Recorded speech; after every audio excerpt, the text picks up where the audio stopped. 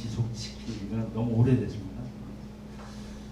몇 년 됐는지 뭐 세가지가 힘든데 그때 당시에 이제 아름다운 인생학교 백막이 교장 선생님께서 금융권의 중역으로 계셨습니다. 그러다가 이제 계획대로 말씀하시겠지만 이제 삶의 나머지 이모작에 대해서 많이 생각을 하셨고 그리고 가치 있는 삶이란 무엇인가를 주제로 삼아서 인생을 설계해 오시고 있습니다. 그 학교가 이제 결실로 오래전서부터 아름다운 인생학교라고 연세가 다 드신 분이 오는 학교입니다.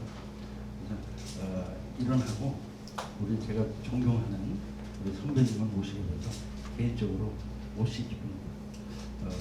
아주 좋은 훌륭한 강의가 될 건데 우리 백막이 교장 선생님 모시겠습니다. 안녕하세요. 뒤에 잘 들리세요? 하나, 둘, 셋, 넷. 네. 진땀 뺐습니다 지금. 이거 화면이 안 나가. 네. 이런 공간이 있고 이런 프로그램이 있다는 게 솔직히 부럽습니다. 크지도 않은 도시에서 저도 여기 오니까 춘천으로 이사 오고 싶네요. 여러분들은 이런 시간 가질 수 있어서 반갑고요. 우리 한 사장이 소개를 했지만은 저는 이제 학교를 졸업하고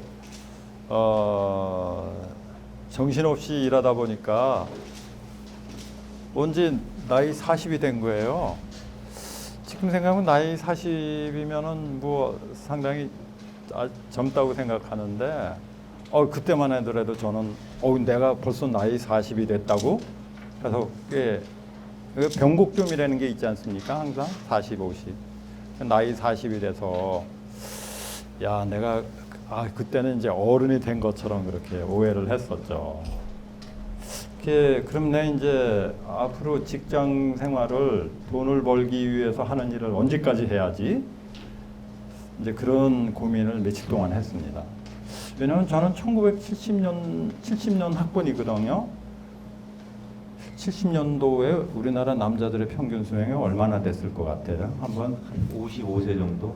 55세. 선생님 몇 살?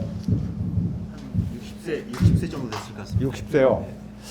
여기 춘천에 계신 분은 다르네 진짜. 정확히 맞히셨어요. 59세입니다. 그러니까 59세에서 지금 얼마나 많이 늘어난 거예요? 79세니까 짧은 시간에.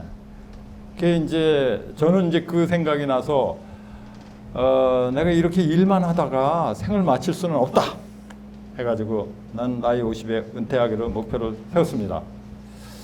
이런 목표를 세우는 게 중요해요. 목표를 딱 세우니까 내가 할 일이 보이는 겁니다. 그러니까 여러분들도 막연히 내가 그때 가서 뭐 어떻게 되겠지 하는 것보다 자기가 목표를 분명히 정하는 게 좋아요. 어떤 게 보이느냐? 내가 경제적 자립을 해야 되겠네. 돈을 함부로 써서는 안 되겠는데 검소한 생활을 하자. 그리고 진짜 검소한 생활을 했습니다. 그리고 뭐를 해야 되지? 이거는 안 정했어요. 내가 10년 동안 은퇴 준비를 하면서 가시화되지 않을까. 정말 가시화됐습니다. 그러면서 이것저것 배웠습니다. 오늘은 그 얘기를 좀 해드리겠습니다.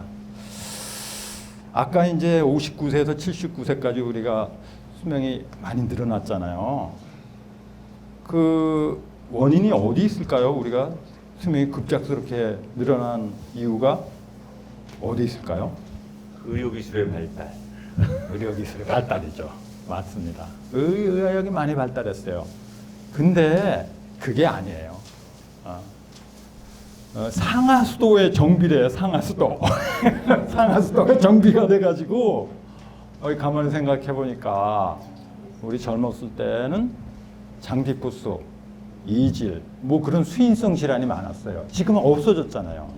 상하수도의 정비가 된 게 우리 수명이 늘어나는 결정적인 계기가 됐답니다.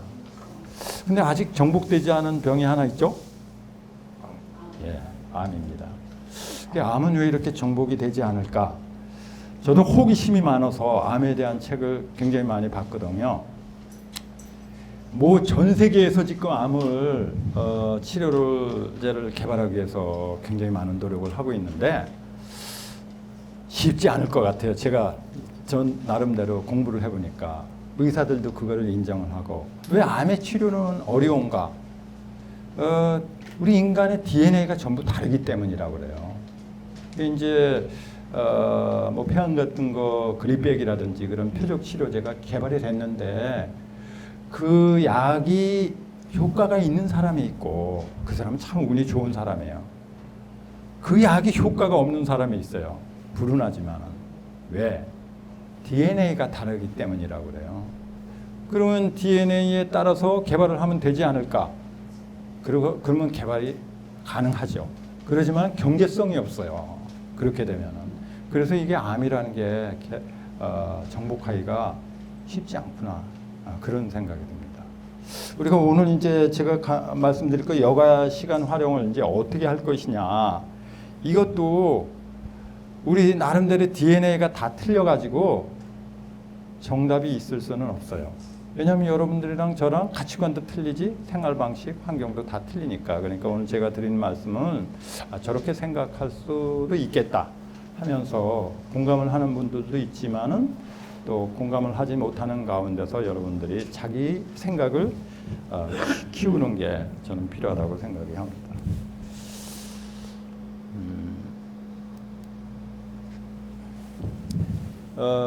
이제 저 소개를 여기 드리면은 저는 이제 경제학을 전공하고 옛날에 단자 회사라고 그랬어요. 투자금융이라고 그러는데 이제 종합금융으로 바꿨죠. 하나은행이 전신이 단자 회사였어요. 한국투자금융. 저는 이제 대한투자금융이라는 회사에 들어가서 한 26년 동안 근무를 했었죠. 그리고 이제 금강그룹에서 임원 생활을 하다가 마지막에는 제일은행 계열의 제일창업투자회사 고문을 하다가 나왔습니다.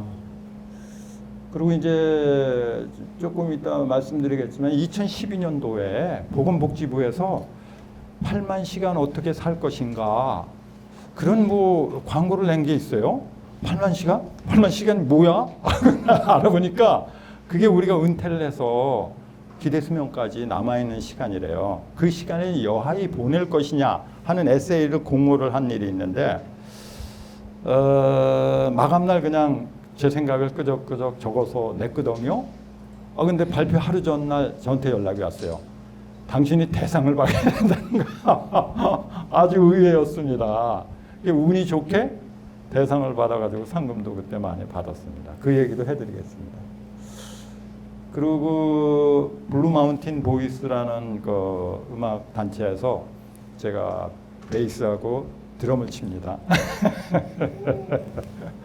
그리고 중앙일보 파워블로거기도 하고요. 지금은 아름다운 인생학교를 운영을 하고 있습니다.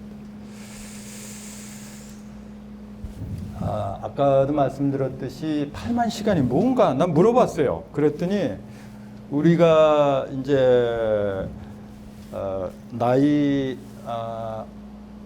80세까지 산다고 그랬을 때 60세에 은퇴를 하게 되면은 우리한테 20년이 주어지거든요. 그 20년이라는 기간을 시간으로 따진 거예요. 왜냐면 그 시간으로 하면 좀 더 정확하게 의미 있게 쓰라고. 하루에 수면 시간하고 뭐 밥 먹는 시간 뭐 이렇게 그런 필수적인 시간을 제외하고 우리에게 온전히 주어지는 시간이 11시간이래요. 그러면 365일이면 약 4,000시간. 20년 곱하면 8만 시간이 주어진다는 겁니다. 그래서 여러분들한테 전부 8만 시간이 주어져 있습니다. 근데 가만 있어봐. 이게 어디 갔지? 커서가 또 여기 있다. 이 기대 수명이 남자들은 79세, 여자들은 86세 정도 되거든요. 근데 이 기대 수명에 숨겨진 진실이 있습니다. 우리가 지금과 같은 건강을 유지하면서 79세, 여자들은 86세까지 살면 얼마나 좋겠어요. 근데 그렇지 못합니다. 우리가 남의 도움 없이 여러분들이 자기 의지로 여기 왔잖아요 지금. 오늘 거기 있으니까 내 버스 타고 오든지 뭐 차 타고 오든지 자기 의지로 왔는데 자기 의지로 일상생활을 할 수 있는 그런 나이를 건강 나이라고 그러거든요. 근데 표에서 보면 알겠지만은 이게 2012년도 자료인데 남자들은 그때 78세인데 일상생활을 할 수 있는 나이는 65세야. 여자들은 84.6세인데 자기 혼자 일상생활을 할 수 있는 나이는 66세예요. 그럼 우리가 60세에 은퇴한다 그러면은 남자는 5년 남았고 여자는 6년밖에 안 남은 거예요. 그러니까 이게 기대 수명이 늘어난 게 어떤 사람은 이게 재앙이라고 그러는 사람도 물론 있습니다. 근데 여러분들 보면은 주위에 보면은 뭐 그렇지 않을 것 같은데 건강한 사람이 꽤 많잖아요. 예. 근데 우리가 건강한 사람만 봐서 그렇지 눈에 보이지 않는 곳에서 투병 생활을 하는 사람이 적지 않고 제가 지난주에 중앙일보에 칼럼을 썼는데요. 제 친구들이 동창회 명부를 보니까 나는 안 해봤는데 다른 친구가 보더니 480명 졸업했는데 75명이 지금 운명했어요. 15%가 지금 운명한 거예요. 그러니까 벌써. 네. 근데 우리는 사실은 뭐 좀 그런 면에서는 행운아라고 할 수가 있죠. 그래서 벤자민 프랭클린이 일찍이 시간은 돈이다 그랬습니다. 시간을 낭비하지 말아라 그런 뜻에서. 근데 저는 시간은 돈보다 더 중요하다고 생각해요. 돈이야 지금 여러분들이 노력하면 벌 수 있지만은 시간은 노력한다고 해서 우리한테 더 생기는 게 아니잖아요. 시간은 하나님께서 우리한테 똑같이 나눠준 선물이에요. 그러니까 그래서 이 시간을 여와히 보낼 것이냐. 그래서 저는 이제 이 시간 배분을 이제 어떻게 할까 생각을 하다가 일단 불필요한 일을 줄여야 되겠다.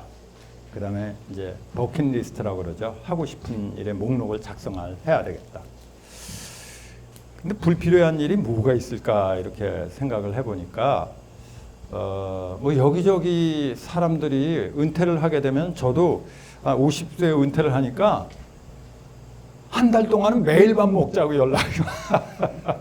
3개월이 지나니까 띄엄띄엄 오더니 6개월이 지나니까 연락이 안 오더라고요.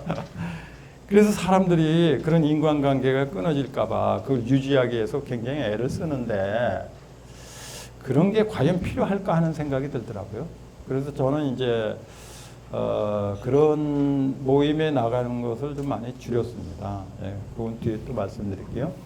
그 다음에 이제 하고 싶은 일의 목록을 작성을 해야 되는데 많은 사람들이 은퇴하는 사람들이 하고 싶은 일을 잘 모르더라고요. 이게 얼마 전에 은퇴한 제 친구한테 가서 축하한다 그러고 너 이제 뭐 할 거냐 그랬더니 글쎄 나 뭐 할지 모르겠어 그래. 아니 너 하고 싶은 일이 있을 거 아니야 그러니까 난 별로 하고 싶은 일이 없어 그러더라고요. 분명히 네가 하고 싶은 일이 있을 거야 그랬는데 잘 모르겠다고 그러더라고요. 그리고 걔랑 헤어지고 이제 제가 집으로 오는데 30분 있다가 전화벨을 울려서 받아보니까 걔가 전화를 한 거야. 웬일이야 너 며칠 아니 조그맣게 헤어졌네 그랬더니 네가 가고 나서 내가 하고 싶은 일이 뭔지 곰곰이 생각했다. 그리고 발견했다. 그래서 알려주려고 전화를 한 거야. 뭐야 그랬더니 나 어렸을 때부터 말을 타고 싶었어 그러더라고요. 바로 그겁니다. 저 그 다음에 걔 만날 때 승마 교본 사다 줬어요. 말 타는 법 배우라고. 우리도 사실은 이제 하고 싶은 일을 명확히 아는 사람들도 있지만 그렇지 않은 사람들도 있거든요.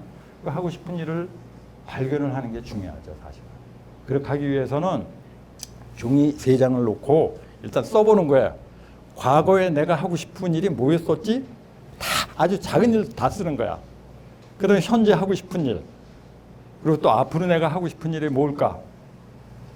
아주 작은 것까지. 그래서 거기 과거랑 현재, 미래 이렇게 공통되는 것도 있잖아요. 거기서 여러분들이 이제 공약수를 찾으면 되지 않을까 생각이 됩니다. 이게 파레토의 법칙이라고 한 사장이랑 조금 아까 밥 먹으면서 얘기했는데 그 이태리 수학자 파레토가 발견한 법칙입니다. 그 파레토가 그 이태리 그 도시국가의 소득 분포를 따져 보니까 20%의 사람이 전체 부의 80%를 점유하고 있어요. 네. 저도 이제 금융기관에 있으면서 호기심이 나서 조사해봤어요. 우리 회사의 예금 점유 비율을 내가 따져봤더니 야 정말 신기하게 20% 사람이 80% 예금을 점하고 있는 거예요. 그게. 예, 그래서 이제 전체 결과에 80%가 20%의 원인에서 나온다고 그래서 파레토의 법칙이라고 그러죠. 근데 시간 관리라든지 인간관계도 우리가 파레토의 법칙을 적용을 할 수 있지 않을까 그렇게 생각이 됩니다. 예를 들어서 지난주에 내가 해야 될 일이 10가지가 있었어. 근데 뭐 어디 제사도 가야 되고 뭐 동창회도 가야 되고 근데 뭐 바쁘다 보니까 2가지밖에 못했어. 그러면 뭐 별로 기분이 안 좋죠.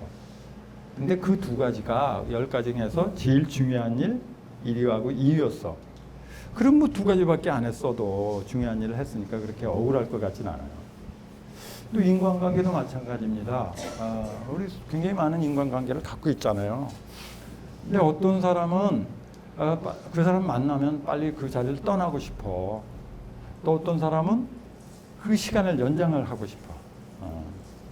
그래서 우리한테 시간이 많으면 모든 사람들하고 같이 지내겠지만은 우리한테 그런 시간이 많이 없으니까 선택과 집중을 좀 할 필요가 있다는 거죠. 그래서 만날수록 에너지를 느끼는 사람과의 관계는 더 깊이 가져가고 그렇지 않은 사람들은 좀 거리를 두는 게 필요하지 않을까 그렇게 생각이 됩니다. 그래서 이거를 이제 도표로 그리면 이렇게 되는 겁니다. 이제 꼭 필요한 관계, 친밀감을 느끼는 관계, 그 외의 관계. 이제 꼭 필요한 관계에 우리가 좀 집중을 하는 거죠. 지금까지 말씀드린 이제 우리 인생 이막의 시간 관리를 어떻게 하느냐. 그걸 이렇게 정리를 하다 보면은 이렇습니다. 많은 일을 하기보다 2-3가지 중요한 활동에 치중한다. 마음이 내키지 않는 사람과의 만남은 줄인다. 다른 사람의 평가에 연연하지 않는다. 구경꾼이 되기보단 직접 참여한다. 경력부터 따지는 사람 가까이 하지 않는다. 잘못은 자기 탓으로 돌린다. 아무것도 하지 않아도 되는 시간을 갖는다. 이 아무것도 하지 않아도 되는 시간을 가져야지만 비로소 자기 자아하고 이야기할 수 있거든. 그냥 경력부터 따지는 사람. 저희 인생학계 과목이 한 20여 개가 돼요. 그중에 이제 스페인어 강좌가 있었거든요. 이 스페인어 강좌 한 20명 모여서 강의를 하기 전에 우리 서로 인사나 하고 강의 시작합시다 그래가지고 이렇게 돌아가면서 인사를 하려고 그러는데 딱 제가 멈췄습니다. 여러분들 자기 소개를 할 때 과거에 내가 뭐 했는지는 얘기하지 마십시오. 현재 내가 지금 뭐 하고 있고 앞으로 뭐 할 것이다 그런 얘기를 하라고 그러니까 사람들이 처음엔 당황하더라고요. 예. 그래서 이제 그 소개를 하기 시작했죠. 제가 그런 주문을 한 건 남자들 모임에 가보면 말이죠. 내 과거에 어디 은행 임원이었어. 내가 어디 고등학교 교장이었어. 근데 지금 뭐 하십니까? 그럼 가만히 있어요. 앞으로 뭐 하실 겁니까? 가만히 있어. 그러면 안 되죠. 특히 남자들은 서열을 많이 따지려고 그래요. 과거에 내가 뭐 했다 이런 식으로. 그리고 그렇게 해서 서열이 구분이 안 되면 그 다음에 나이를 물어봅니다. 당신이 몇 살? 그래야 좌장이 되려고 그러는데 남자들은 누구 밑에 들어가 있을 사람 하나도 없어요. 그래서 남자들은 모임이 잘 안 돼요. 예. 그래서 남자들은 외롭습니다. 예. 어쨌든 그렇게 소개를 하라고 그랬더니 어떤 사람이 저는 지금 통역 일을 하고 있는데 앞으로는 저는 화가가 될 겁니다. 그러면서 내 이 결심이 흔들릴까봐 그림도 배우지 않은 사람인데 3년 후에 내 개인 전시회를 하기 위해서 어느 화랑 예약을 해놨습니다. 그러더라고요. 이야 대단한 사람이야. 당신 내 꼭 성공할 거라고 그랬어요. 예. 근데 이렇게 돌아가면서 자기 소개를 하는데 어떤 사람 그 사람 옆에 앉더라고요. 이렇게 귀를 기울여 잠깐 무슨 얘기 하나 봤더니 나도 그런 꿈을 갖고 있는데 그러면서 뭐 서로 얘기하더래요. 관심사가 같아지니까 그렇게 친구가 되는 겁니다.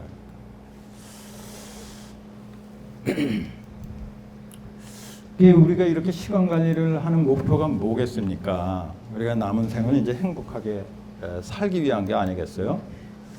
그럼 어떻게 해야지 행복하게 사는 건지 아까 한 사장한테도 얘기했지만은 저는 이제 얼마 전에도 현대중학상사 사장이었던 선배예요. 그 선배님하고 이제 차 한잔 하다가 선배님, 제가 앞으로 선배님이 살았던 길을 쫓아갈 텐데 저한테 조언 한마디 해주시죠. 그런 얘기를 이제 드렸거든요.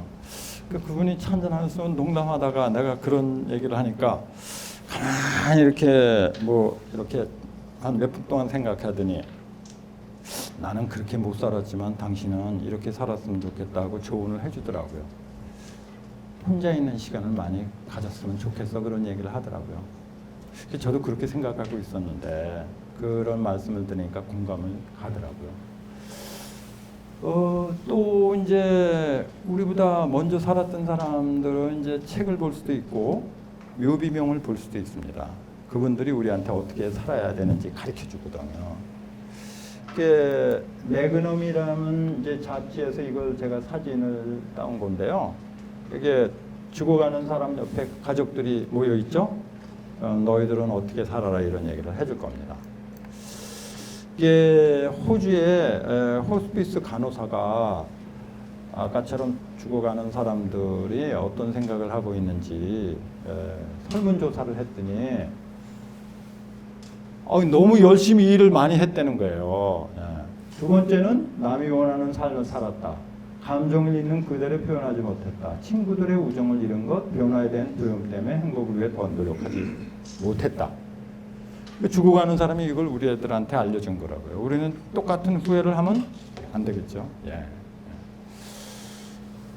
이제 왜 제일 마지막에 변화에 대한 두려움 때문에 행복을 위해 더 노력하지 못했다. 요거는 이제 설명하기 위해서 심리학자가 후회 변화 추이도라는 거를 만들었는데 여기 빨간 선은 말이죠. 하지 않은 일에 대한 후회입니다. 그리고 저질렀던 일에 대한 후회. 그건 파란 선이에요. 저질렀던 후회는 처음에 엄청 커. 근데 시간이 갈수록 줄어들어. 하지 않은 일에 대한 후회는 처음에는 작았었다가 점점 커지는 거야. 아까 임종 환자가 후회했잖아요. 변화에 대한 두려움 때문에 자기가 하지 못한 일들. 여러분들은 저질르세요. 괜히 저는 이런 일이 있어요. 3년 전에 캐나다에 이민 간 친구가 오랫동안 거기서 자영업을 하다가 아이가 대학을 졸업하면서 아버지 내가 가게 볼게 휴가를 다녀오시죠. 그래서 이제 저한테 보름 동안 시간이 나니까 대학 친구들하고 독서 클럽을 하던 친구였었는데 친구 4명한테 연락이 왔어요. 내 보름 동안 캐나다 대륙 횡단하려고 그러는데 너희들 같이 가지 않을래? 두 사람은 나 그때 뭐 있어? 안 돼. 그래. 나도 일이 있었어요. 근데 나는 간다. 그냥 간다. 그래 가서 걔랑 보름 동안 대륙 횡단 여행을 했습니다. 남자 둘이 여행하는 거 괜찮아요. 주로 나는 듣고 걔가 주로 말을 많이 했어요. 걔가 얼마나 많은 말을 하고 싶었겠어요. 그러니까 그때 여행 갔다 온 걸 저는 전혀 후회하지 않아요. 지금 다시 가려고 그러면 제가 지금 앉았다 일어섰다 하는 게 이거 허리가 아프다. 여러분 양해를 좀 해주시죠. 뭐 이런 얘기가 있죠. 나이 50이 돼선 뭐 학력을 묻지 말아라. 뭐 60이 돼선 뭐 그런 농담 있잖아요. 70이 돼서는 사람을 어떻게 판단하냐 그러면 저 사람이 걸을 수 있는지 걸을 수 없는지.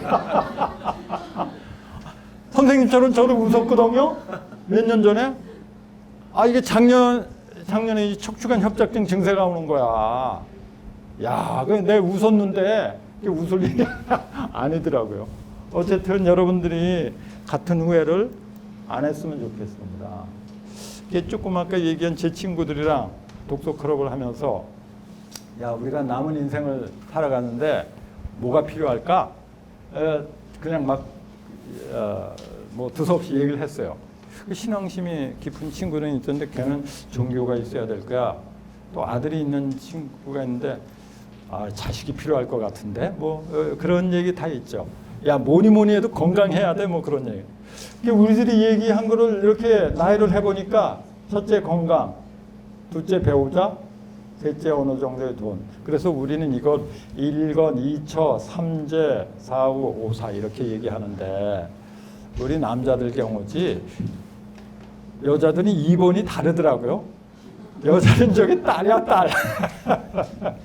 어쨌든 이런 게 필요하다고 생각했는데 두브라부카 밀코미르게라는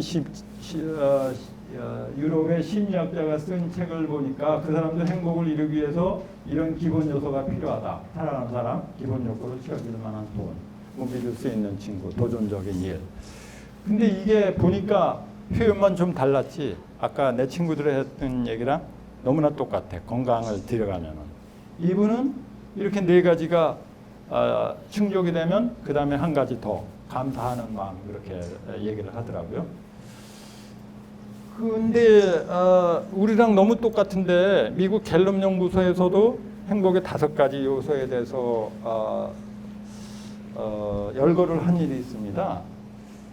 근데 이 5가지 중에서 한 가지 정도 만족하는 사람은 한 70% 정도 된대요. 근데 이 5가지를 다 충족하는 사람은 6%밖에 안 된다는 거예요. 여기 직업적 행복, 사회적 행복, 경제적 행복, 육체적 행복, 공동체적 행복이 아까 제 친구들랑 얘기했던 거랑 표현만 달라진 너무나 똑같아요. 그러니까 그래서 동서양을 가리지 않고 사람들의 생각은 다 똑같구나 그런 생각을 했습니다.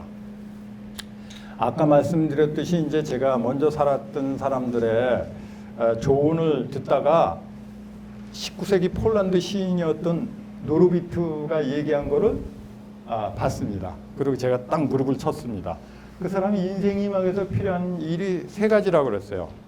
먹고 사는 일, 재미있는 일, 의미 있는 일.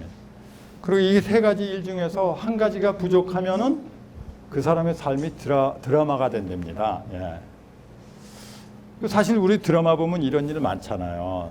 재미있고 먹고 사는 일도 해결되는데 의미 있는 일은 못하는 사람이라든지.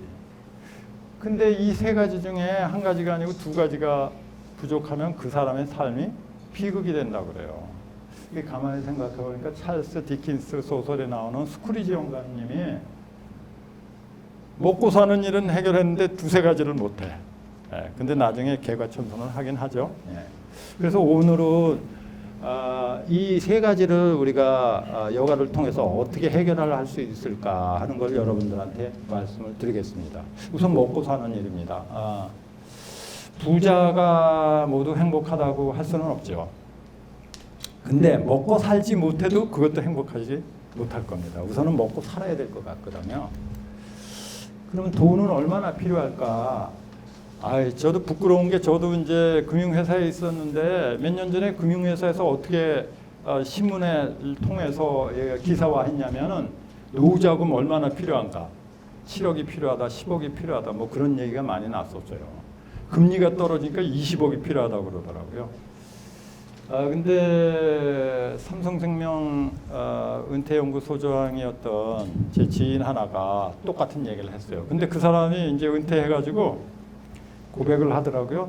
내가 현직에 있을 때 10억이 필요하다고 얘기한 거는 우리 회사 상품을 팔기 위한 공포 마케팅. 솔직히 그런 고백을 하더라고요. 왜 10억이 필요하다고 그랬어 당신 그러면? 10억을 우리 회사에 맡기면 한 달에 200만 원씩 나온다는 거야. 그럼 당신이 200만 원이 필요하다고 그래야지 10억이 필요하다고 그러면 어떡해. 그런 얘기를 한 일이 있거든요. 돈 10억이 있는 사람이 돈 10억 없으면 은퇴 준비 안 된다는 건가? 그러니까 목돈보다 현금 창출이 필요하다는 겁니다. 캐시플로우를 만들면 돼. 200만 원 나올 수 있도록. 온전히 이제 사회생활을 한 사람 같은 경우는 말이죠. 한 100만 원 정도는 국민연금에 나와요. 저는 이제 좀 프라이빗한 얘기인데 한 120만 원 받거든요. 그러면 200만 원 중에 반은 해결이 된 거야. 그리고 온전히 사회생활을 했으면 그 나이 정도 되면 집 한 채 있거든요. 그 집 한 채 맡기면 또 한 100몇십만 원 나와요. 그러니까 여러분들 돈이 하나도 없어도 그렇게 걱정할 게 없다. 그렇게 생각하고요. 그래서 사람들이 이제 그래도 많이 부자들을 동경하잖아요. 근데 부자가 어떤 사람이냐 이거야? 잘 몰라 그런 거. 막연히 동경을 하는 거야. 부자는 어떤 사람일까요? 재산에 돈이 좀 얼마나 있어야 될 것 같으세요? 50억 50억 정도. 통이 굉장히 크십니다. 부자에 대한 정의를 시민들한테 물어봤어요. 그랬더니 자기 살 집이 있으면서 돈 10억 있는 사람, 현금 예금 10억 있는 사람. 미국인 경우에도 마찬가지예요. 그래서 돈 10억이 미국 돈으로 따르면 100만 불이거든요. 그래서 100만 장자라 그런 겁니다. 그러니까. 근데 이것도 이제 사람마다 달라. 어떤 시니컬한 사람은 부자란 뭐냐? 부자란 자기 동서보다 돈 많이 버는 사람. 그렇게 얘기하는 사람도 물론 있어요. 그러니까 이게 부자라는 게 사람마다 다 정의가 다른데 부자들이 그러면 어떻게 살고 있나 보니까 이웃집 백만장자라는 책에 40만 불 이하의 집에서 거주한다. 살고 있는 집 위에는 집이 없다. 롤렉스보다는 타이맥스가 대중적인 시계 브랜드거든요. 벤츠보다는 토요타를 탄다. 명품 브랜드를 사는데 거의 돈을 쓰지 않는다.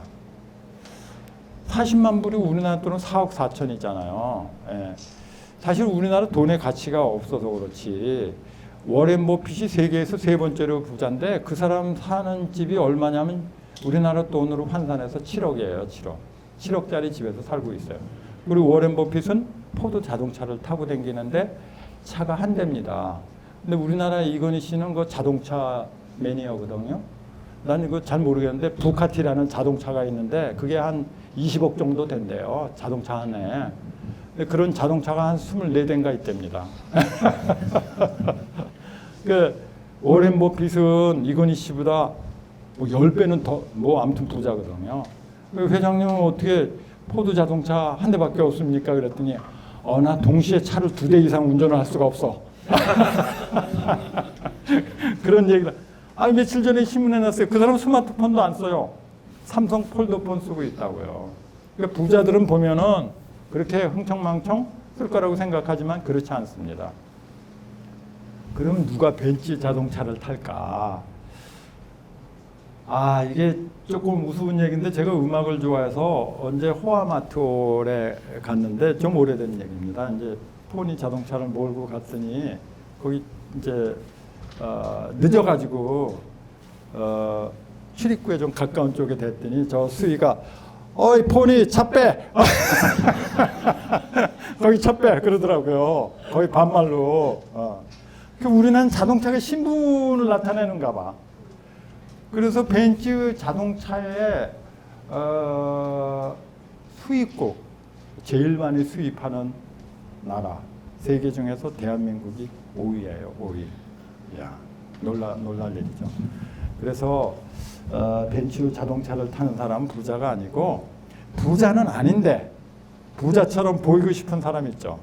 그런 사람이 이제 이런 거를 탑니다. 그 부자들은 그러고 어떻게 지내나 했더니 뭐 이렇습니다. 그 부자들이라고 그래서 특별하잖아요. 그러니까 이거 다 우리가 지금 하는 거잖아요. 그러니까 어떻게 생각하면은 돈이란 게 그냥 먹고 살만하면은 그 다음 되는 거는 오히려 짐이 아닌가 그런 생각도 합니다.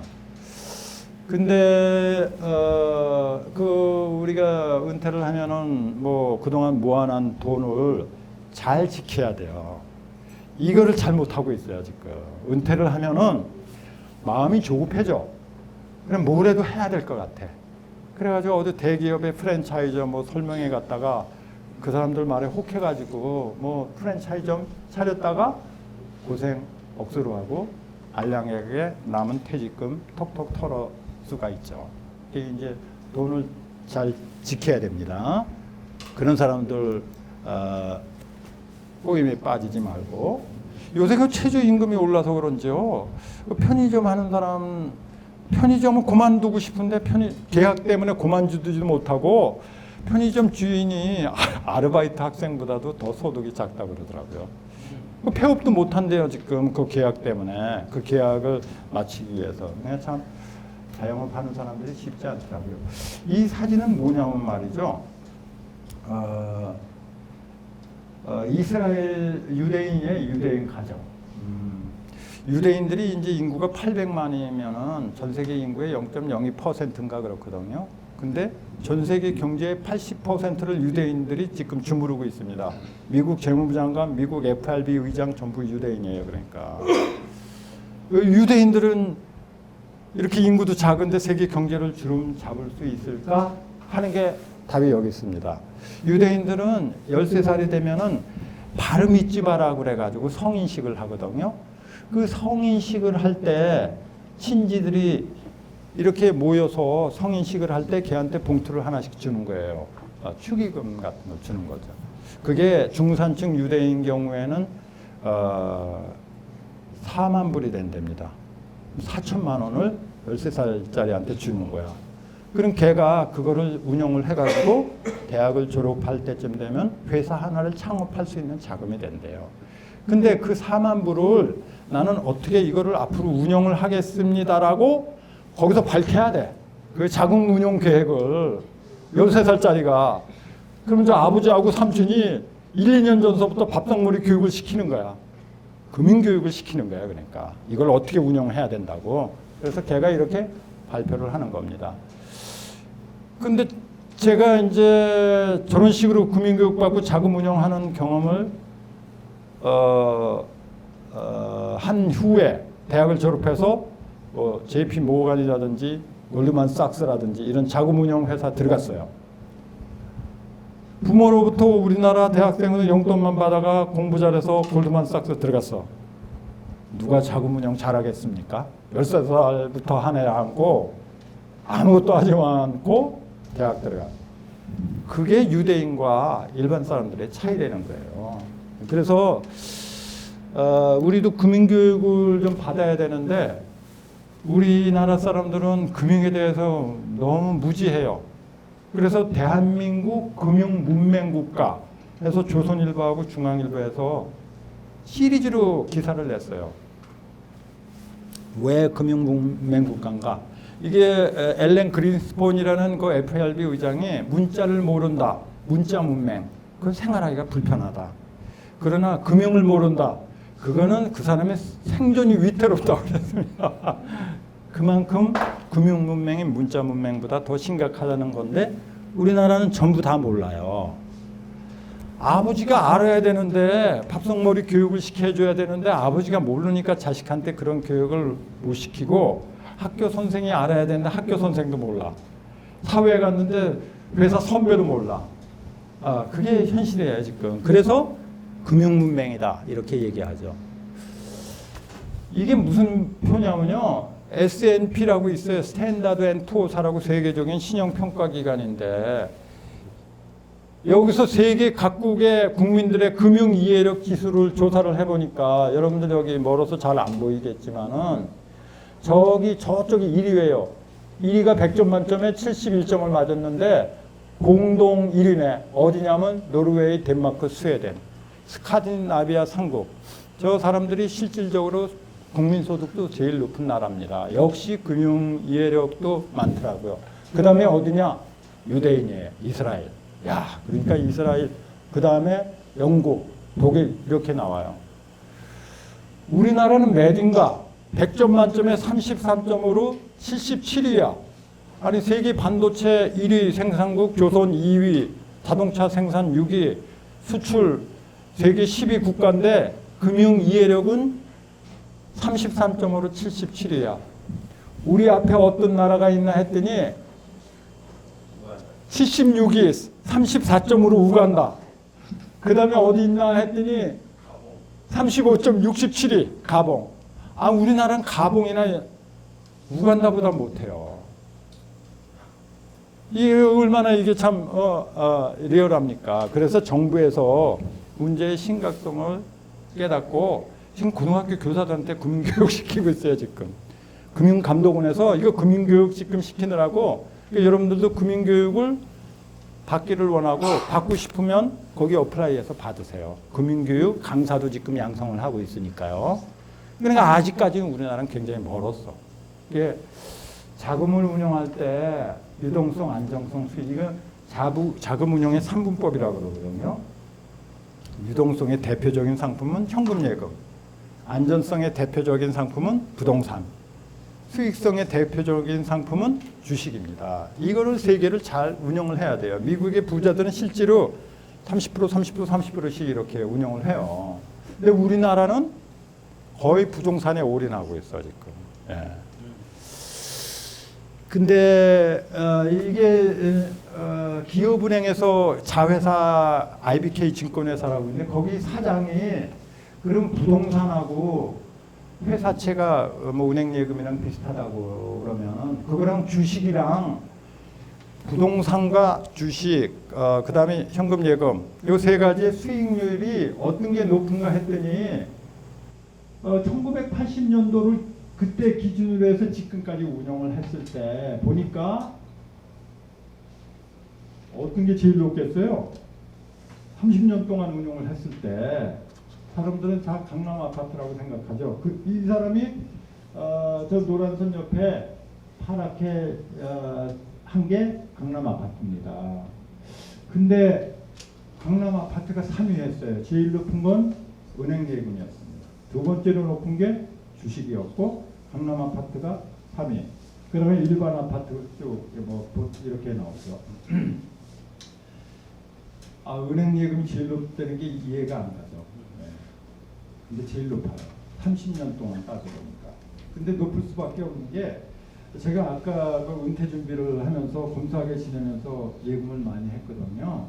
근데 제가 직장 생활할 때 재산 형성 저축이라고 있었어요. 지금도 생겼는데 잘 이용 안 하더라고요. 그거는 이제 정부에서 많은 페이바를 줬어요. 그때 재산 형성 저축의 금리가 몇 프로였었냐? 25%였습니다. 지금으로 생각하면 뭐 엄청 높죠. 25%였어요. 1998년 IMF 때 삼성전자에서 발행하는 회사채 금리 30%였어요. 3년 동안 매년 30%씩 주는 거야. 그렇게 높았다 보니까 지금 낮아졌어도 평균을 하면 예금이 높은 거예요. 그 다음에 주식. 지금은 많이 다르죠. 2008년도 경우를 비교해 봤더니 그래도 높네. 10년 동안 예금이. 그 다음에 주식. 그 다음에 강남 아파트는 굉장히 낮았어요. 그러니까 아파트나 부동산이 이렇게 높은 게 아닙니다. 그 앞으로도 그러면 은행 예금이 높을까? 모르죠. 근데 아니라고 생각합니다. 왜냐하면 지금 은행 예금이 2%도 안 되잖아요. 저는 25%나 되고요. 그래 이런 거를 여러분들이 알고 앞으로 자금 운용을 어떻게 할지 그런 걸 스스로 공부하고 나는 사실은 여기 커피통에서도 금융교육을 좀 시켰으면 좋겠어요. 여러분들 위해서. 왜냐하면 좀 너무 심각하더라고요. 한번 주세요. 한번 해볼까요? 가성비가 굉장히 큰 교육입니다. 적은 비용에 우리 돈을 지킬 수 있는데 그렇지 못하고 그냥 낭비하는 경우가 많습니다. 노벨 경제학상을 받은 폴 사무엘슨이 행복 지수를 이런 식으로 냈습니다. 행복이라는 욕망분의 소유, 소유 나누기 욕망. 그러니까 소유가 클수록 행복 지수가 늘어나죠. 그렇지만은 욕망을 줄이더라도 행복 지수가 늘어납니다. 제가 사례를 하나 드리겠습니다. 여러분들 디오게네스 아시죠? 그리스 철학자. 디오게네스의 명성이 많이 알려지니까 알렉산더 대왕이 질투심이 나가지고 디오게네스의 친구이면서 자기 신하인 사람을 대동해서 알렉산더를 찾아왔습니다. 디오게네스를 찾아왔어요. 디오게네스, 너 원하는 거 있으면 다 얘기해. 들어줄게. 그랬더니 디오게네스는 뭐라고 했어요? 햇볕을 피해달라고. 저 햇볕까지. 그래가지고 망신을 당했어요. 알렉산더 대왕이. 근데 이제 그날 저녁에 알렉산더 대왕의 부하이면서 디오게네스의 친구가 밤에 찾아왔습니다. 야, 디오게네스, 어서 와. 야, 너 아까 그게 뭐냐? 너 이만 그 알렉산더 대왕이 왔을 때, 아니 대왕님이 너한테 베풀라고 왔는데, 네가 뭐 좀 이 얘기들 하면은 이렇게 어렵게 살지 않아도 되잖아. 이렇게 콩나물만 먹고 살지 않아도 되잖아 하고 친구를 위해서 조언을 한마디 했는데, 디오게네스가 참 친구 보러 안 됐다는 듯이, 야, 너 나처럼 이렇게 살 수 있으면 그렇게 아침을 안 해도 되잖아. 그런 얘기를 하더래요. 그러니까 우리가 욕망을 줄일 수 있으면은 행복지수가 올라가고 우리한테 이런 거 시간과 자유가 많이 생기지 않을까 생각이 됩니다. 아까 한 사장하고 밥 먹으면서 그 얘기 나눴는데 두 번째 재미있는 일입니다. 선생님한테 이제 뒤에 계신 분한테 여쭤봐요. 앞으로 하고 싶은 일은 뭐예요? 인생이 말해서 제일 하고 싶은 일. 움직일 때 여행도 좀 많이 다니고. 여행 제가 하고 싶네. 실제로 삼성생명 은퇴연구소하고 조선일보사에서 40, 50대 500명한테 설문조사를 했어요. 당신이 인생님학에서 하고 싶은 일이 뭐냐? 1위가 뭐였을까요? 여행입니다. 여행 바로 얘기하셨잖아요. 다 여행을 하고 싶대. 나 여행을 하고 싶어. 그 근데 여행을 하고 싶다면 여행을 해야 되는데 실제 하고 있는 여가 활동은 뭐냐? TV 시청. 62%의 사람이 TV 시청을 해요. 아, 왜 여행하고 싶다고 그러고 TV 시청을 하냐고요. 그러니까. 그래서 이게 우리는 머리와 몸이 따뜻하게 움직여지고 이게 저는 이제 혼자 할 수 있는 취미를 기르라고 이제 여기 댕기면서 얘기하는데 그 이유가 있습니다. 제가 이제 한 10여 년 전에 은퇴를 하고 나서 내가 아내한테 그동안 많은 시간을 할애를 못했어. 일하느라고. 이제는 아내랑 재미있게 지내야 되겠다. 여보, 이번 돌아오는 이 토요일 날 우리 어디 갈까? 그랬더니 나 그날 약속 있어 그러더라고요. 그래, 그러면 그 다음 주 토요일 날 가자 그랬더니 그날도 약속 있어. 당신 약속이 왜 이렇게 많어? 그리고 그 사람 만나는 모임을 보니까 엄청 많아. 아니, 아이들이 초등학교 때 자모의 모임도 지금 해. 그 다음에 지금 전 판교에 사는데 그 전에 살았던 동네에 그 같은 라인에 사는 사람 모임도 해. 여기 이사 와서 또 새로운 모임하고 또 성당 교우들 만나고 또 자기 개발하러 간다고 그 모임 있고 뭐 수용도 만남이 엄청 많아요. 그래서 이 사람은 뭐 그렇게 모임이 많다면 할 수 없지. 이제는 애들이랑 지내야 되겠다. 일요일 날 텔레비 보는데 뭐 영화 예고편 하는데 우리 아이가 저거 영화 재밌겠는데 봐야지 그러더라고요. 야, 일요일 날 아빠랑 같이 갈까 그랬더니 오늘 친구랑 갈까. 애들은 아버지가 부르면 이렇게 뒷공문을 빼고 이렇게 경계를 해요. 이게 싫어하거든요. 제 친구가 지금도 건설업을 하는데 아내가 기타를 참 잘 쳐요. 이게 퇴근을 해서 들어가는데 중문에서 보니까 기타 소리하고 아들하고 딸하고 막 엄마 기타 소리 같은 노래 부르더라고요. 중문이 딱 열리고 아버지가 들어오니 기차기 딱 나오니까 기타 소리가 딱 멈추더니 아들이 와서 어디 이제 오셨어요? 딱 정중하게 자기 방으로 들어가더래요. 이 딸이 거실에서 엄마 아버지 이렇게 눈치 보다가 얼른 자기 집 방으로 들어가고, 근데 거실에서 아내랑 멋쩍게 있는데 아내가 자기 째려보면서 주방으로 가더래요. 아니, 잘 놀고 있는데 왜 와서 깽판을 그러니까 걔가 나보러 내가 뭘 잘못했다는 거야. 그런 얘기를 하더라고요. 아버지들은 사실은 잘못했습니다. 고등학교 학생들이 아버지에 대한 그 인상을 물어보니까요, 되게 부정적이에요. 술 먹고 늦게 들어온 사람, 일요일날 소파에 누워서 텔레비 보는 사람, 잔소리하는 사람. 그러니까 아버지랑 얘기를 하지 않으려고 그러죠. 네. 저는 이제 여러분들한테 그렇다면은 혼자 할 수 있는 취미를 기르자. 그래서 혼자 할 수 있는 취미를 익히게 되면 친구가 생겨요. 동호인이. 거기 가서 많은 사람들과 사귀고, 또 거기는 이해관계를 떠나서 맺어지는 관계이기 때문에 사회에서 맺어지는 관계보다 끈끈하고 오래갑니다. 관심사가 같아지고. 그리고 이왕이면은 아들, 딸이나 자기 배우자가 할 수 있는 취미를 해서 가족들이랑 치면 더 좋죠. 그런 이제 혼자 할 수 있는 취미를 여러분들이 좀 배웠으면 좋겠고요.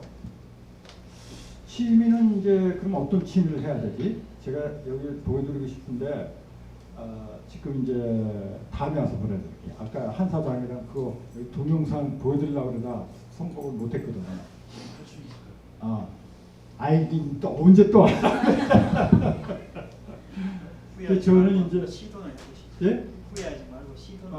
예.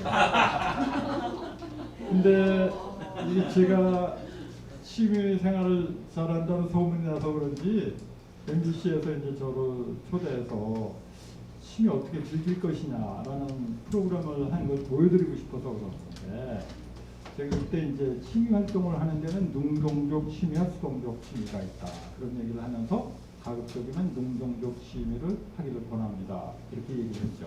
능동적 취미는 뭐냐? 암벽 등반 같은 겁니다. 암벽 등반 제 친구도 하는데요. 암벽 등반을 할 때 딴 생각을 할 수가 없어요. 잘못하면 죽어. 그러니까 매달리고 내려서 두 발을 땅에 딱 딛는 순간 우리 몸에 주는 엔돌핀이 나온대요. 10시간이나 되는 그런 어려운 외과 수술을 무사히 마치고 수도과에서 손을 씻는 의사 선생님한테 엔돌핀이 나온대요. 그러니까 책을 많이 보는 것보다 책을 보는 거는 수동적 취미, TV를 보는 것도 남이 만들어 놓은 프로그램이니까 수동적 취미, 그거보다는 글을 직접 쓰고 음악을 듣는 것보다는 악기를 연주하고 그림을 직접 그리고 그러는 게 이제 능동적 취미인데, 수동적 취미는 몸에 좋은 거 호르몬 엔돌핀이 한 4% 나오는데 능동적 취미를 하게 되면 81%가 나온대요. 10배나 더 많은 거예요. 그러니까 앞으로 가급적 능동적 취미를 했으면 좋겠어요. 근데 취미를 통해서 돈도 벌 수 있으면 얼마나 좋습니까? 돈도 벌 수 있을까요? 돈도 벌 수 있습니다. 네, 사례를 보여드리겠습니다. 이분은 이제 남영나이로 사장을 했던 김정원 선생님인데, 서초동에 살다가 어디로 이사 갔냐면 저쪽에 공작산이 보이는 서울의 가평으로 갔다가 춘천으로 이사 왔죠. 홍천에 공작산이 보이는데 저 거기 갔었어요. 근데 간판도 없어. 아니 선배님, 이 간판이라도 길거리에 놔야지, 이거 산속에 카페라고 해놓고 아직 찾아오는데 어려웠었다고 그랬더니 간판을 붙이면 말이야 어중이 떠중이 찾아와가지고 간판을 안 붙였대. 이분이 서초동에서 홍천으로 이사갈 때 트럭이 10대가 갔는데 한 대가 집안 살림, 9대가 책이었었어요. 이분이 피스 오브 마인드라는 북카페를 여기서 했었잖아요. 춘천에서 2년 전에 문 닫았죠.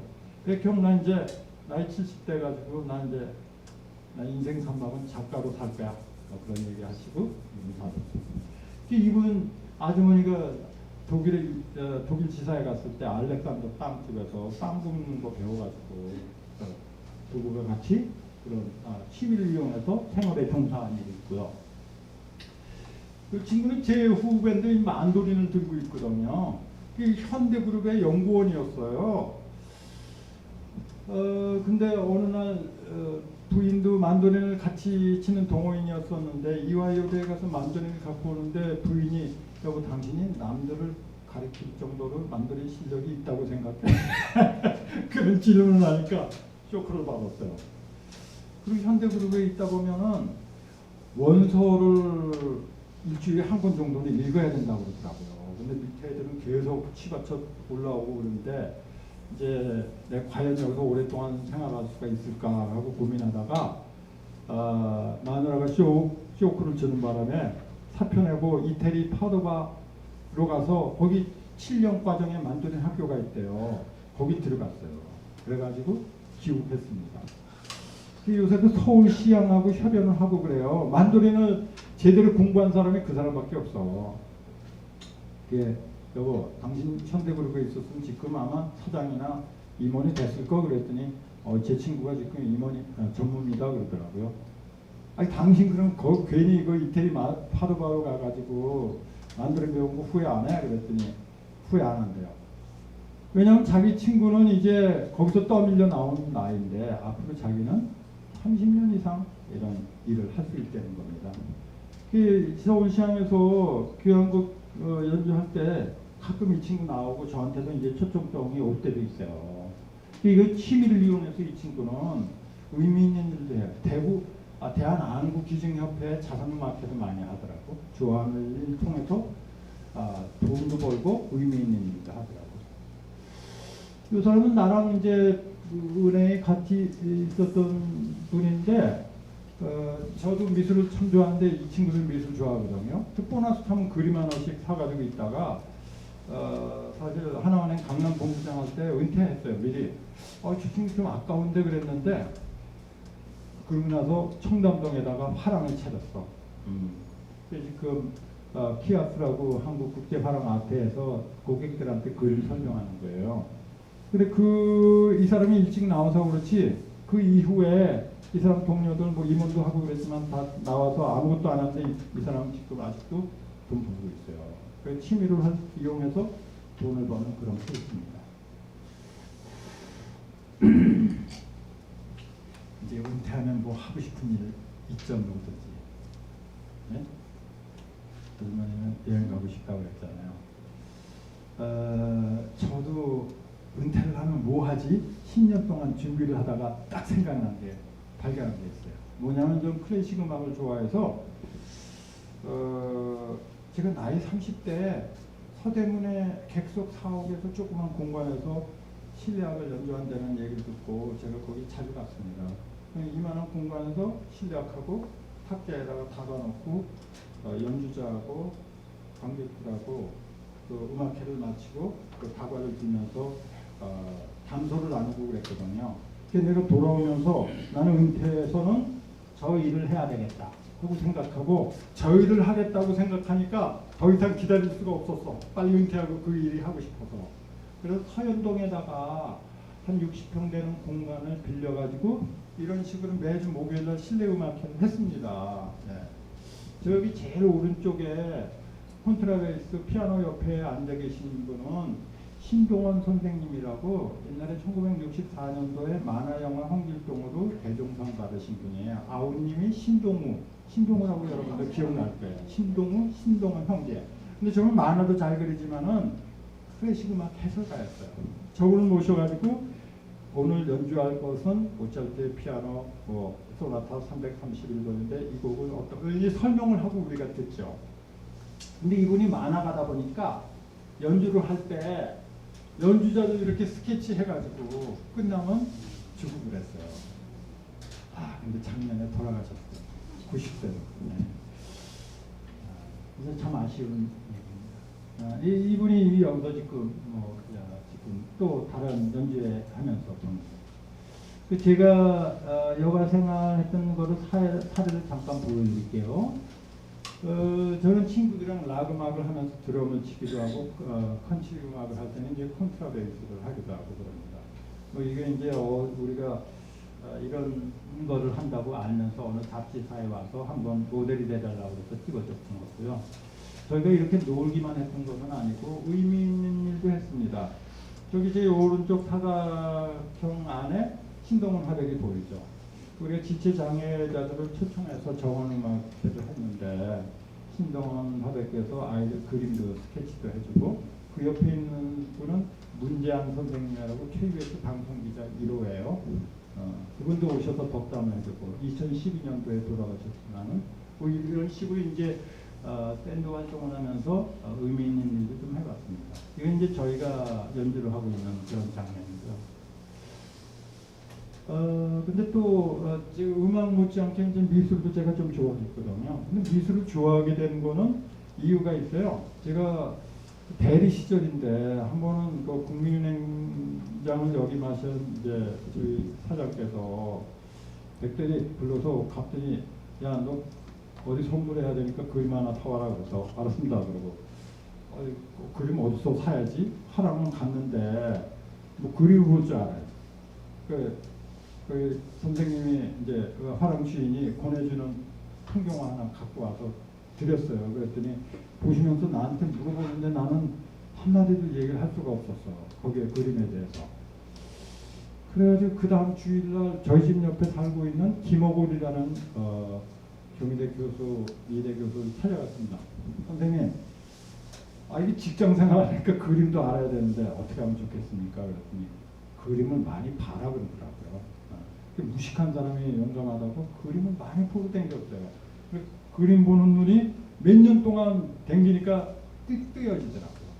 그 다음에 이제 제가 미술사 공부하고 미술 이론 공부했고, 저 펜은 지금부터 21년 전이네요. 김한기 미술관, 한기 미술관에서 제 미술 이론 공부하고 나서 오광조 관장이 저한테 이제 수료증을 준 겁니다. 미술도 이게 은퇴 이후에 재밌더라고요. 미술 보는 게. 제 후배가 이제 하나은행에 있다가 뭐 서울 옥션 사장도 하고 그랬는데 이 친구가 제가 다닌 전시회가 한 1000번은 될 겁니다 그러더라고요. 저도 따져보니까 1000번은 넘더라고요. 그러니까 은퇴 이후에 이런 그림 구경하는 것도 괜찮습니다. 뭐 돈도 안 들어가고. 지금 그림 구경하러 다니다가 박일종이라고 계명대 4학년 때 국전에 대통령상을 받은 친구예요. 이 친구가. 대학생이 대통령을 그때 받은 건 굉장히 드문 일이었었는데 만나서 반갑게 이제 서로 기념사진을 찍었습니다. 그리고 이제 제가 MBC에 초청을 받아가지고 홀트 베란다시에 가서 취미 어떻게 지낼까 이제 얘기 나누는 장면입니다. 그다음에 이제 제가 아까 중앙일보에 파워브로그라고 그랬는데 저 중앙일보가 2월달에 브로그 사업을 내렸거든요. 그때까지 이제 제 블로그에 방문했던 방문자 누적 횟수가 980만 명이더라고요. 하루에 몇천 명씩 들어왔어요. 어떤 때 3만 명이 들어온 적도 있었고 출판사에서 찾아오더라고요. 선생님 브로그다 책을 쓰시자고 해가지고 책을 써서 제목을 출판사에서 언제까지 일만 할 것이냐 내가 40대 고민했던 걸 그렇게 제목으로 정해서 냈습니다. 이건 이제 교보문고에서 저희 책을 이제 홍보했던 거고 이걸 이제 작년에 썼던 겁니다. 40+ 인생학교라고. 그래서 여러분들이 작가가 되고 싶다면은 브로그 활동을 하는 것도 제가 권유를 합니다. 그 세 번째 이제 의미 있는 일인데요. 아까 삼성생명연구소하고 조선일보사에서 은퇴 후에 하고 싶은 일 1위가 여행이었잖아요. 2위는 뭘까? 2위는 자원봉사했습니다. 자기도 의미 있는 일을 좀 하고 싶다는 거야. 근데 아까 여행하고 싶다고 그러고 실제는 뭐 했어요? 텔레비 시청했죠. 자원봉사 하고 싶다고 그러면 자원봉사 해야 되잖아. 근데 자원봉사 잘 안 해. 보니까 베이비붐 세대들의 자원봉사 참여율이 미국은 40%인데 우리는 7%밖에 안 돼. 머리하고 몸이 따로 움직이는 거죠. 이게 어떻게? 이 자원봉사를 그럼 어떻게 할까? 저도 이제 은퇴를 해가지고 지역사회에 내가 기여를 해야 될 텐데 어떻게 할까 고민을 하다가 야 내가 의사로 퇴직했었으면 내가 의술을 이용해서 자원봉사를 할 텐데 이거 뭐 금융기관에서 나와가지고 자원봉사 할 게 별로 없더라고요. 그렇다고 의사가 될 수도 없는 거고 간호사가 되면 어떨까? 그거 좋은 방법이다. 방송통신대학에 간호학과가 있으니까 거기 3학년으로 편입을 해야 되겠다. 그래서 원서를 내려가니까 딱 맞았어요. 네. 이거 왜 그러냐 그랬더니 다른 학과는 전부 학사 출신이면 3학년을 편입할 수 있는데 간호학과로 3학년으로 편입할 수 있는 사람은 간호전문대학을 나온 사람이만 할 수가 있대요. 그래서 그것도 이제 포기하고 말았죠. 근데 국립암센터의 호스피스 전문과정이라고 의사랑 간호사를 상대로 6개월 과정의 전문과정이 있었어요. 그걸 제가 이제 어플라이 했는데 여기 계신 분들이 다 의사랑 간호사예요. 일반인 그건 자원봉사자형 교육이 아니고 의료인을 상대로 하는 교육이었어요. 그래서 저는 이제 어떻게 여기 입학하게 되냐면 좀 백을 썼죠. 농담이고 저는 그때 뒤에 나오겠지만은 FM 분당 방송에서 방송 진행하고 있었거든요. 내가 이런 호스피스에 대한 인식이 우리나라가 낮으니까 내가 이 교육을 받아서 이런 인식을 널리 알려야 되겠다 하는 건 이제 입학원서에 써서 이분들이랑 교육을 받을 수가 있었습니다. 이건 모yon 호스피스 센터라고 포천에 있는 호스피스 센터인데 제가 교육을 마치고 실습을 갈 때 여기를 선택을 했어요. 내가 왜 여기를 선택을 했냐면 조은영 할아버지라고 우리나라 가곡 보리피리를 작곡하시는 분이 있는데 동경음악 학교 나오신 원로 1세대 작곡가거든요. 그분이 폐암으로 입원을 해있던 데가 여기였어. 근데 폐암이 암 중에서 제일 고통이 심하대요. 근데 그분이 여기서 입원해 있으면서 다른 환자들을 위해서 바이올린을 켜줬대요. 야, 죽어가는 사람이 다른 사람을 위해서 그렇게 배려를 할 수가 있을까? 놀라워가지고 저는 여기를 선택해서 갔습니다. 가서 이제 수녀님한테 물어봤더니 실제로 그렇다고 그러고 전염 선생님이 20일 동안 입원했다가 돌아가셨다고 그러더라고요. 그 얘기를 듣고 감동을 받았죠. 근데 여기 모yon 호스피스 센터 원장이 회진을 돌 때 나하고 같이 돌자고 해서 따라서 가는데 이제 설명을 이 환자는 어떻고 이 환자는 방 호수만. 근데 어느 방에 들어가더니 이분은 우리나라 토목공학과의 본자였습니다 그러더라고요. 그분이 설계한 걸 저도 알겠어요. 근데 그때 그 환자 얼굴을 봤거든요. 그분이 얼굴이 환해지는 거예요. 죽어가는 사람도 자기를 인정을 해주는 말을 들으니까 얼굴이 밝아지는 거예요. 죽어가는 사람이 어떤 말을 듣고 싶은가, 그걸 제가 거기서 깨달았습니다. 그리고 또 하나는 여러분들 아까 초기에도 얘기했지만 여기 제가 이런 공부를 해보니까 굉장히 젊은 나이에 죽어가는 사람이 많아요. 30, 40대 소아암 환자도 있어요. 여기 있었던 에피소드인데 그 수녀님이 들려준 건데 어느 어린 암 환자가 수녀님 노래 좀 불러달라고. 이제 아이들 고통스럽지 않겠어요? 노래 좀 나을까 해서 수녀님이 바빠. 야, 지금 바쁘니까 애 불러줄게. 그리고 이제 목걸이치고 나갔는데 그 아이가 그날 죽었어요. 그 수녀님 마음이 어떻겠습니까? 그러니까 그런 에피소드를 통해서 여기서 제가 여태까지 배웠던 학교 교육을 포함한 모든 교육과정 중에서 저는 제일 잘 받았다고 생각하는 교육입니다. 이런 교육을 받으면서 저는 가치관이 바뀌어버렸어요. 내가 지금까지 중요하다고 생각했던 가치가 전혀 중요하지 않은 거야.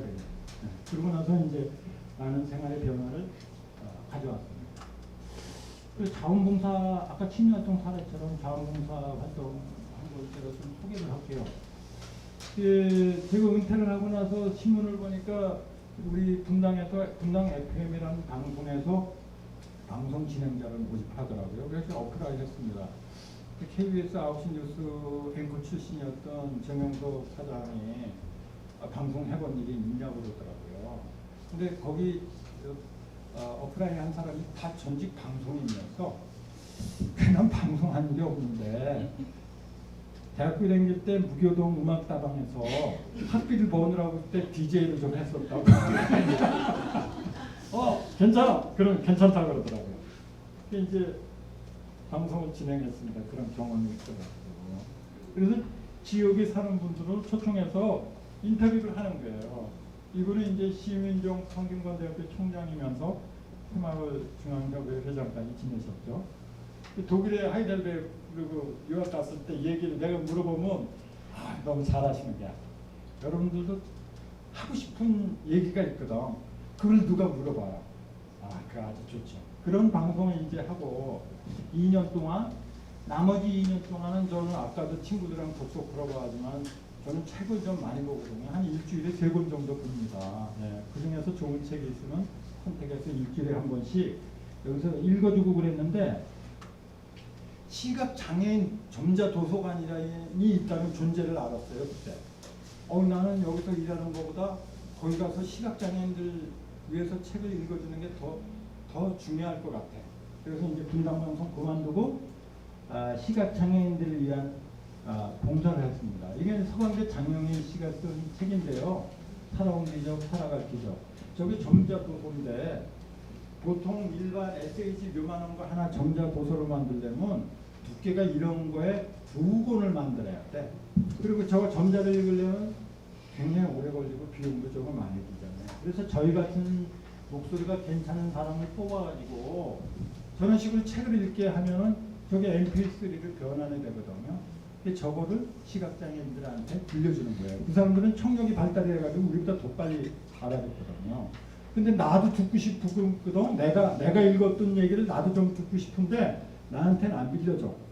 저작권에 위반이 된다. 시각장애자들만 이걸 볼 수가 있죠. 이런 봉사를 7년 동안 했습니다, 제가. 요런 이제 카세트 테이프를 이런 비닐백에 넣어가지고 보내주기도 하고 그럽니다.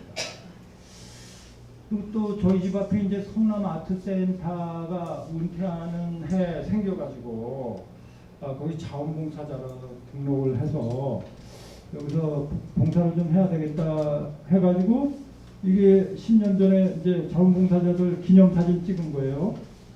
근데 제가 좀 나이가 많아서인지 자원봉사자 대표로 뽑혔거든요. 그래서 저희가 3개월 동안 저기서 교육을 받았어요. 교육을 받았을 때는 연극 평론, 영화 평론 뭐 이런 거 뭐 근사한 교육을 많이 받았죠. 그래서 부품 기대로 3개월 교육을 받고 현장에다 나왔더니 우리는 뭐 연극 보고 그 감상 후기 같은 거 쓰라 그럴 줄 알았는데 그게 아니고 자원봉사자들 그래서 모이니까 여기 봉투에다 여기 풀 좀 붙이라고 그러더라고. 또 포스터 나눠주면서 어디 가서 포스터 붙이라고 그러고 또 저기 공연하기 전에 여기저기 서 있어서 사람들 올 때 이게 개관한 지 얼마 안 되니까 사람들 안내하라고 그러고. 근데 이분들 저 커리어를 보니까 통역사도 있고 대학 교수도 있고 기업체 임원도 있고 방송 작가도 있고 그래요. 이분들한테 봉투에 풀 붙이라고 그러니까 굉장히 많은 사람들이 실망하고 그만뒀어요. 그 일을 폄하하려고 그러는 건 아니지만은 사람들은 좀 더 가치 있는 일을 하고 싶어 했습니다. 저는 다행히 미술에 취미가 있으니까 이런 식으로 이제 도슨트 봉사를 하기도 하고 또 음악을 하니까 여기 사랑방 클럽이라는 동호인 연합회를 조직을 하는데 저도 이제 참여를 했다가 이 초대 회장이 돼가지고 우리 분당 시민들을 위해서 봉사를 좀 했죠. 시민들한테 물어봤습니다. 여러분들이 이런 예술 활동을 하는데 애로사항이 뭡니까? 그랬더니 2가지로 압축이 되더라고요. 연습할 수 있는 장소가 부족합니다. 둘째는 가르쳐줄 수 있는 공간이 없습니다.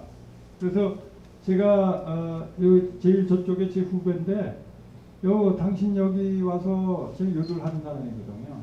우리 분당 주부들한테 요들 좀 가르쳐줄래? 그랬더니 좋습니다. 그래가지고 분당 아줌마들 요들 가르쳐서 발표회 하는 곳인데 저기 저 안에 이재명 시장도 있습니다. 지금 경기도지사로 갔죠. 근데 아까 제가 자원봉사자를 지원했다가 떠나가는 자원봉사자를 어떻게 하면 붙들 수 있을까 하고 고민을 하다가 유니버시티 오브 더 서드 에이지, 유니버시티 할 때 U자하고 서드 에이지 할 때 3자, 그 다음에 에이지 할 때 A, U3A라고 그러거든요. 영국의 U3A라는 대학이 있다는 걸 알았습니다. 이게 뭐냐고 그랬더니 서드 에이지를 살고 있는 사람들이 서로 지식과 지혜를 나누는 공간이라고 그러더라고요. 뉴스레이 런던, 영국에 저런 게 1000개가 있는데 뉴스레이 런던 보니까 학생 수가 1600명이고 강좌가 160개나 돼. 근데 학비는 얼마냐? 학비는 없어요. 월 10,000원씩 얻는 거야. 1600명이니까 월 10,000원이면 1600만 원. 1년이면 1억 9천 정도 되더라고요. 9천만 원 정도를 영국 런던 구시청 사용하는 임대료로 거기다 내고 나머지는 학교 운영하는 경비를 쓰더라고요. 어떻게 이렇게 적은 돈으로 쓸 수 있을까? 학교 스텝이 4명이었는데 전부 자원봉사자. 160개 강좌에 강의하는 교수들 전부 자원봉사자예요.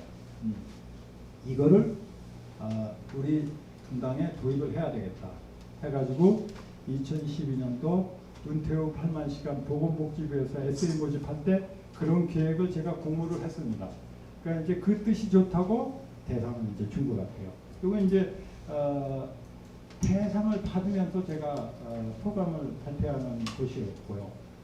저는 이거를 그때 구상만 한 게 아니고 아까 저질라고 그랬잖아요. 저질렀습니다. 2013년도에 분당 순회동에 20평 되는 오피스텔을 몇 명이랑 빌려가지고 이런 식으로 강의를 하기 시작했어요. 제일 저쪽에 있는 친구는 제 친구의 친구인데 도용신약 대표이사 했던 의학 박사예요. 여보 당신 여기 와서 좀 우리 시민들 위해서 강의 좀 해줘. 오케이. 이 사람 와서 의사들 말에 휘둘리지 마십시오. 그런 강의를 몇 차례 걸쳐서 했어요. 여기 우리 수업하는 모습입니다. 저 중에 한 분이 산야초에 굉장히 해박한 지식을 갖고 있더라고요. 아이 아주머니 산야초에 대해 강의를 좀 해주시려고 그랬더니 나는 강의를 한 일이 없는데요. 한번 해보시죠. 그랬더니 그분이 산야초 강의를 하는데 너무 좋아하는 거야 사람들이. 그래서 우리 인생학교는 어떤 과목에서는 자기가 선생이 되기도 하고 어떤 과목에서는 학생이 되기도 하고 그렇습니다. 네. 요거는 인생학교 학생들끼리 이제 우쿨렐레를 배우는 모습입니다. 근데 분당에 AK 플라자 백화점이라고 서현역에 있거든요. 거기 스텝이 저한테 작년 9월달에 연락이 왔어요. 선생님, 우리가 장소를 제공하겠습니다. 사회공헌 차원에서 여기 와서 인생학교를 하시죠. 그래서 우리 학생들은 상의해 보니까 거기가 서현역 바로 위에 있어서 교통도 좋고 우리 오피스텔은 임대료 나가는데 이거 임대료도 안 나가니까 오케이. 교원들이랑 같이 상의해서 금년 1월달에 이사 왔어요. 이거. 여기 와서 우리 지금 이거 심리학 강의하는 겁니다. 이분이 이제 리더예요. 우리가 학생들이고 이 우리 심리학 강의를 할 때 여기 우리 각서를 전부 썼어요. 여기서 오간 얘기는 절대 바깥으로 누설하지 않는다. 그러니까 막 리얼한 얘기를 막 하는 거야. 우리 울기도 하고 그랬어요. 여기서 웃을 때도 있고 뭐 그런 교육을 이제 하는데 지난달에 세문안교회 장로 세 분이 찾아왔어요. 예, 우리도 그런 커뮤니티를 한번 만들고 싶습니다. 그런 얘기를 하더라고요. 어느 책이 보니까 이런 얘기가 나오더라고요. 인생에는 중요한 두 날이 있다. 하나는 자기가 태어난 날. 하나는 자기가 왜 이때 이 땅에 태어나는지 아는 날. 근데 대개 두 번째 의미는 사람들이 잘 모르고 죽는 날 그럽니다. 그래서 저는 인생 위마 우리 이거 여가 시간을 활용하면서 두 번째 의미를 깨닫는 그런 기회가 되지 않을까 생각이 됩니다. 여러분들한테 지금까지 말씀드린 것을 요약을 하면 이렇습니다. 지금 하고 있는 일 이외의 인생의 중요한 목표를 세운다. 두 번째, 규칙적인 운동을 통해서 체력의 건강 상태를 지킨다. 진정한 친구의 우정을 유지한다. 돈으로 행복을 살 수 없다는 사실을 인정하고 가급적 틈나는 대로 여행을 많이 한다. 혼자 할 수 있는 취미를 배운다. 이 진정한 친구의 우정을 유지한다는 얘기가 사실 상당히 중요합니다. 친구라는 개념이. 세계 제1등 가는 부자가 몇 년 전만 해도 월마트의 창업자였던 샘 올슨이었어요. 근데 이 사람은 죽을 때 내 인생을 잘못 살았다고 후회를 하고 죽었어요. 이 사람이 후회했던 건 뭐냐? 죽을 때 내 주위에 친구라고 불리울 수 있는 사람이 없었다는 거예요. 자기 얘기를 전부 자기 부하 직원들만 있어. 예스맨만 있어. 사실 이건희 씨 주변에 친구 있을까요? 굉장히 고독할 것 같아요. 그런 분들. 그래서 우리가 인생희망에서 그런 친구와의 우정을 잘 쌓는 것도 중요하고요. 여러분들 이제 시간이 있으면 제가 이제 좀 더 많은 얘기를 나눌 텐데 못다 한 얘기는 우리 나중에 하기로 합시다. 제 전화는 010-4006에 우리 사이입니다. 우리 사이. 524. 예. 여러분들 혹시 금융기관에 예금하는데 은행에서 뭐 이거 하라 그럽니다. 이거 해도 괜찮겠습니까? 하고 궁금한 거 저한테 전화를 물어보세요. 제가 어드바이스를 해드리니까. 여러분들 아무튼 저 말씀 들어주셔서 고맙고요. 이 생각은 참 중요하거든요. 우리 여기서 춘천 인생학교 창립하는 그런 발기모임을 근간에 한번 만들었으면 좋겠어요. 네. 감사합니다.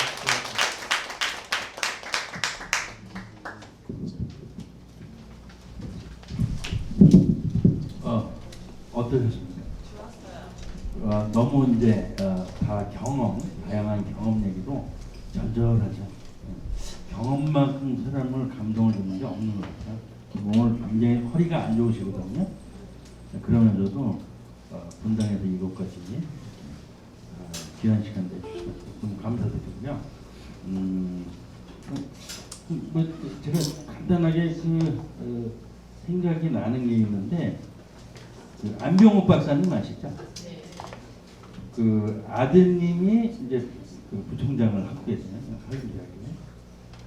제가 그 양반한테 물어봤어요. 아버님 철학이 뭐라고요? 글쎄요. 그러고서 이제 그 90살 정도 되는 나이에 아버님 철학이 뭐예요? 물어봤어요. 그러니까 아버님이 하는 얘기가 철학은 죽음에 대한 연습이다. 삶과 죽음이 항상 같이 있으니까 그런 문제에 대해서 우리 선배님께서 백만기 교장 선생님이 보듬어 주고 가고 그래서 인생 설계를 잘 할 수 있기를 기대를 합니다. 그리고 제가 선물을 하나 준비했는데 왜 선물을 준비했냐면 여태까지 경험치가 누적된 그 파일이 오늘 있더라고요. 그거 다 한번 다시 보고 싶지 않으세요? 이 공개 석상에서는 능히 허락해 주실 것 같은데 이 파일을 우리가 공유할 수 있었으면 좋겠다는 생각을 했습니다. 그래서 제가 선물을 준비했어요. 저 액자를 하나 선물로 드리겠습니다. 5일 신인데요. 선배님 인생을 담아있습니다. 또 매일 새로운 날. 직업이 몇 개인지도 모르고 음악 연주가의 평론가의 방송인도 하고 배울 게 너무 많아서 선배님 다시 한번 박수 한번 주십시오. 이거 드리는 중에 그 약조를 이 파일을 지금도 우리 밴드에서 공유해도 되는지 모르겠네요. 어떤 파일? 이 파일 지금 제가 한 거. 근데 이 사진은 좀 안 들어갔습니다. 사진 빼고. 사진 빼고 제가 드릴게요. 메모한 거 있죠? 네. 그거 제가 밴드에 올려놓겠습니다. 네. 사진 빼고. 사진 빼고. 저는 괜찮은데 주위 사람들이 예, 그 초상권 때문에 그죠? 예. 그리고 다음 주 광고하겠습니다. 다음 주는 이제 마임에 관련돼서 유진규 선생님이라고 아시죠? 마임리스트 국제 마임 페스티벌을 만드신 분인데 이제 평화를 위한 인문학이니까 평화를 위한 몸짓이라는 주제로 강의를 해주신다고 저하고 약속을 했습니다. 그 다음 주에는 이제 이외수 선생님이 또 강의를 해주신다고 약속을 했거든요. 앞으로도 기대되는 거가 많습니다. 여러분 꼭 참가해가지고 좋은 시간을 같이 바랍니다. 아까 말미에 얘기 드렸는데요. 저희 우리 아름다운 인생학교 이제 네이버에서 한번 검색을 한번 해보세요. 조중동하고 뭐 KBS, SBS, MBC 다 나갔거든요. 언론기관이 한 50군데가 찾아왔었어요. 저희. 그러면서 이제 세계 곳곳에 알려져가지고 시카고니, 워싱턴 DC 이런 데서도 찾아왔고, 아까 이제 생활한교회도 말씀드렸지만 명동성당 영락교회에서도 찾아오고 지자체에서도 우리 찾아와서 지자체에서도 하나 만들었어요. 또 시민들이 뭐 대구니, 제주, 세종시 이런 데서도 많이 찾아왔고, 저는 차제에 진짜 약간 농담이 아니고 여러분들도 모두 인생을 살면서 누군가에게 전해주고 싶은 경험을 통해 얻은 지식과 지혜가 있어요. 저는 사실은 학생들한테도 배울 때도 있었거든요. 에피소드 하나 말씀드리면 모 금융기관 은퇴연구소장이 찾아와서 선배님, 제가 여기저기 다니면서 은퇴 준비 어떻게 해야 된다고 강의하는데 선배님한테 솔직히 말씀드리면 저 은퇴 준비 안 됐어요. 그리고 이제 제 강의를 듣고 저도 말미에 한 말씀 하겠습니다. 저희 어머니는 과일을 살 때 볼품없고 작고 그런 걸 골라 사는 거예요. 근데 이제 과일장사 할머니가 과일장사 아저씨가 할머니 단값만 내고 가시죠. 그래도 그냥 온전한 값을 다 치러준다는 거예요. 제가 그 말 듣고 울었어요. 나는 생각을 해보니까 맨날 큰 거랑 깨끗한 좋은 것만 선택을 하려고 그랬지. 그 할머니 같은 생각을 못했어. 그분이 배운 건 없어도 지혜는 우리가 훨씬 많은 거예요. 그런 지혜가 다 우리들한테도 있습니다. 그런 지혜를 누군가에게 나눠주고 싶거든요. 그 여러분들도 있을 것 같아요. 그리고 나도 남의 지혜를 배우고 싶고, 그리고 무료로 좋은 공간도 있잖아요. 여러분들 혹시 인생학과를 만들려면 저 들어와서 적극적으로 돕겠습니다. 감사합니다. 이 문학이 발전해가지고 인생학 쪽으로 됐으면 좋겠다고 생각이 들면서 머지않은 날 그런 오지 않겠으냐 우리 춘천에. 자, 박수로 끝내겠습니다. 수고하셨습니다.